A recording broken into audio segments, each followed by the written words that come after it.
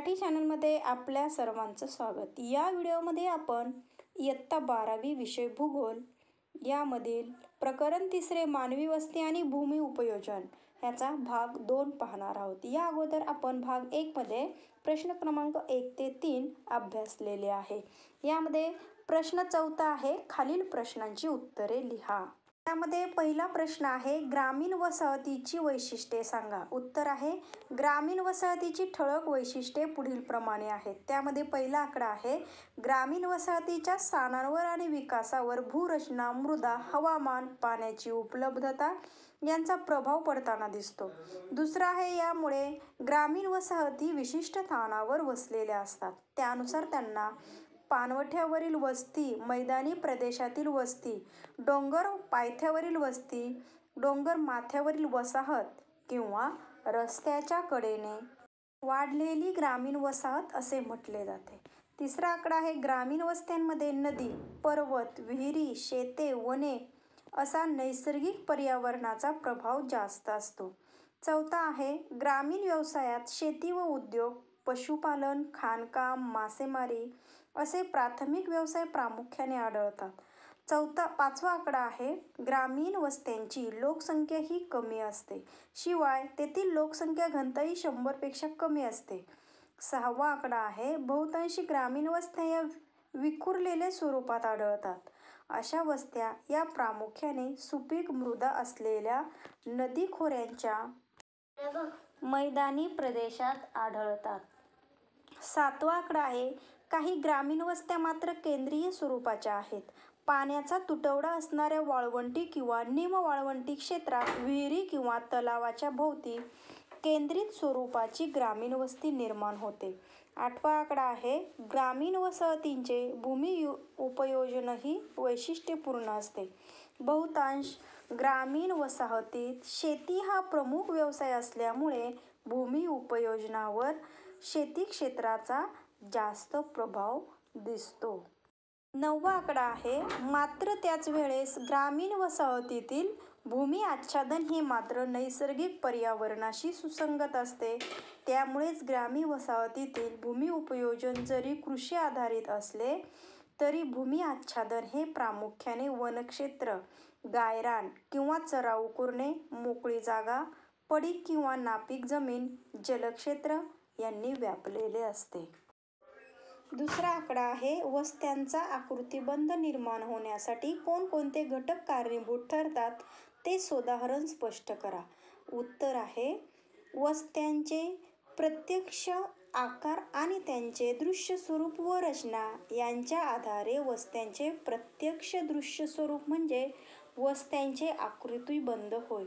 वस्तीच्या स्थानावर अति सुरुवातीस विविध प्राकृतिक घटकांचा प्रभाव जास्त असतो आणि त्यामुळेच पर्वत पायथा, पाण्याची उपलब्धता, कृषी क्षेत्र, नदी खोऱ्यातील सपाट जमीन, सागरकिनारी क्षेत्र अशा स्थानांचा वापर वस्तीचा विकासासाठी केला जातो.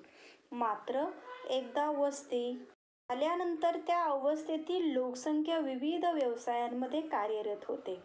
अशा आर्थिक व्यवसायांच्या काही स्वतंत्र गरजा असतात आणि त्यामुळेच शहराच्या पुढील वाढीवर विविध घटकांचा प्रभाव पडतो आणि हळूहळू शहर किंवा ग्रामीण वस्तीचा एक स्वतंत्र आकृतिबंध तयार होतो. अशा प्रकारचे आकृतिबंध तयार होण्यामागे विविध घटक कारणीभूत ठरतात आणि त्यानुसार विविध आकृतिबंध आणि त्यावर परिणाम करणारे घटक पुढीलप्रमाणे स्पष्ट केले आहे.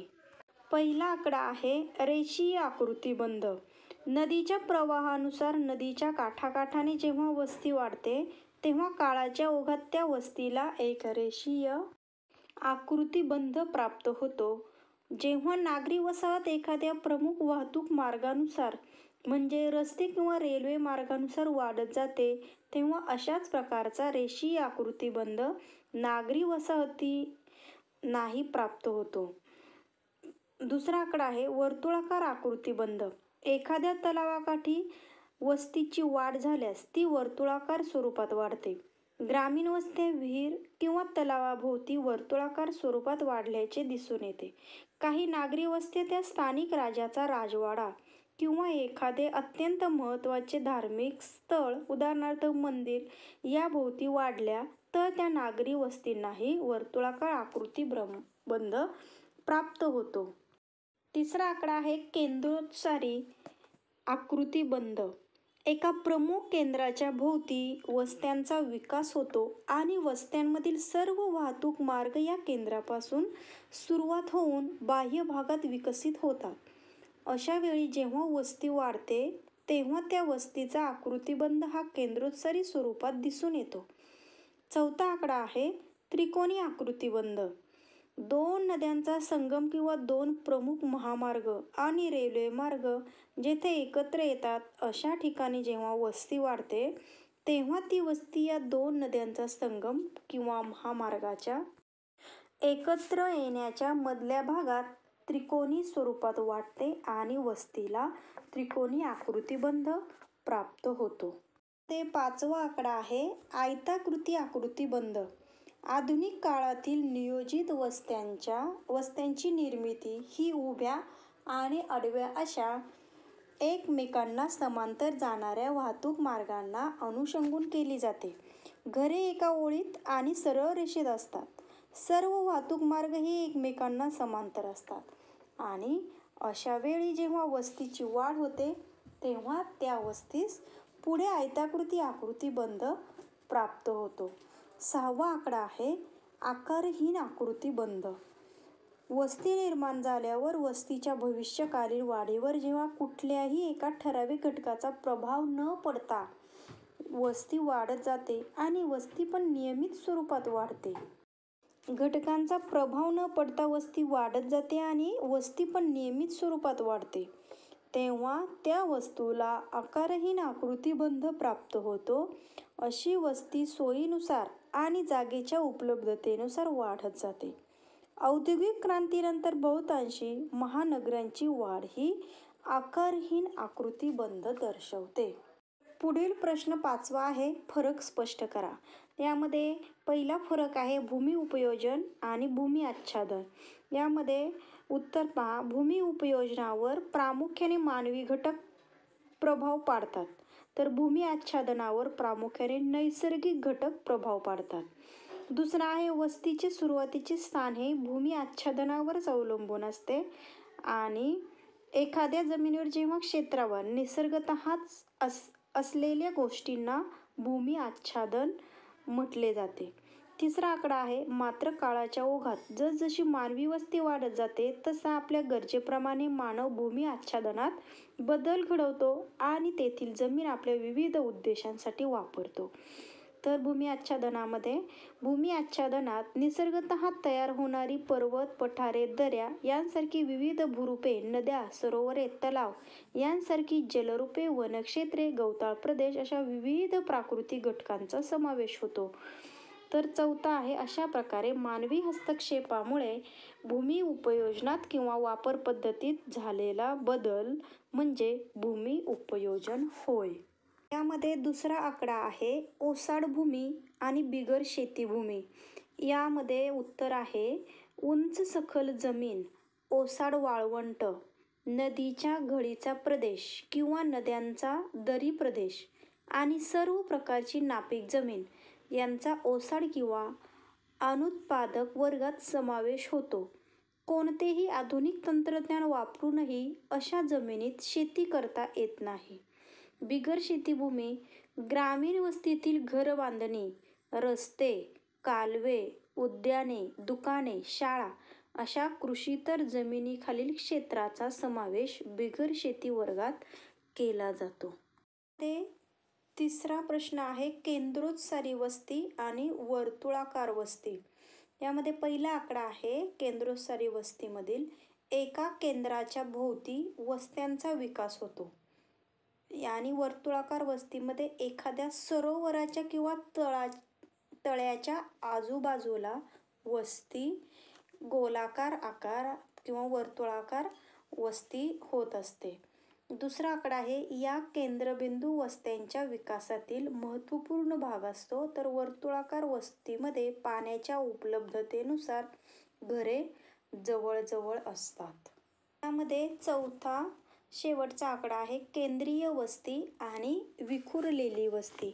यामध्ये पहा, केंद्रीय वस्तीमध्ये वसाहत स्थानावर परिणाम करणारे घटक जेव्हा प्रतिकूल असतात तेव्हा इतर कारणांमुळे माणसाचा जास्तीत जास्त एकत्र जवळजवळ राहण्याचा कल असतो. संरक्षण सुरक्षित स्थान हे केंद्रीय व त्यांचे प्रमुख कारण असते. त्यामुळे अशा ठिकाणी वस्त्यांचे केंद्रीकरण झालेले दिसते. आणि विखुरलेल्या वस्तीमध्ये वसाहत स्थानावर परिणाम करणारे घटक बहुतांशी प्रमाणात अनुकूल असतात, तेव्हा त्यांना स्थान निवडण्यासाठी जास्त स्वातंत्र्य प्राप्त होते. त्यामुळे अशा प्रदेशात वस्त्या एकमेकांपासून दूर दूर विखुरलेल्या स्वरूपात आढळतात. आणि केंद्रीय वस्तीमध्ये दुसरा आकडा आहे पर्वतपायथा, पर्वतमाथा, वनांचा प्रदेश, वाळवंटातील पाण्याच्या जागा, मरुद्यान, तलाव, विहिरी यांच्या सभोवती केंद्रीय वस्ती आढळते. तर विखुरलेल्या वस्तीमध्ये नद्यांची सुपीक मैदाने, सागर किनारे, जलसिंचनाच्या सोयी असणारे प्रदेश, अशा प्रदेशात विखुरलेल्या अवस्थेत वस्त्या आढळतात. प्रश्न 6वा आहे सुबक आकृती काढून नावे द्या. त्यामध्ये पहिला आकडा आहे रेषीय वस्ती. यामध्ये पहा, नदीच्या कडेला ही वस्ती तयार झालेली असते, त्याला रेषीय वस्ती असं म्हटलं जातं. ते दुसरी आकृती आपल्याला काढायची आहे ती केंद्रोत्सारी वस्ती. अशा प्रकारे इथे पहा, हे केंद्र आहे मध्ये आणि त्याला उत्सर्जित झालेली वेगवेगळ्या ठिकाणी पांगलेले वस्ती या ठिकाणी आपल्याला पाहावयास मिळते. तिसरी जी आकृती आहे ती म्हणजेच केंद्रित वस्ती. अशा प्रकारे इथे पहा, एकाच जागेवर असलेली किंवा केंद्रित झालेली ही वस्ती आपल्याला या ठिकाणी पाहायला मिळते. चौथी जी आकृती आहे ती म्हणजेच विखुरलेली वस्ती. यामध्ये अशा प्रकारे वेगवेगळ्या ठिकाणी ही केंद्रित न होता सगळीकडे विखुरलेल्या स्वरूपात आपल्याला ही वस्ती दिसत आहे.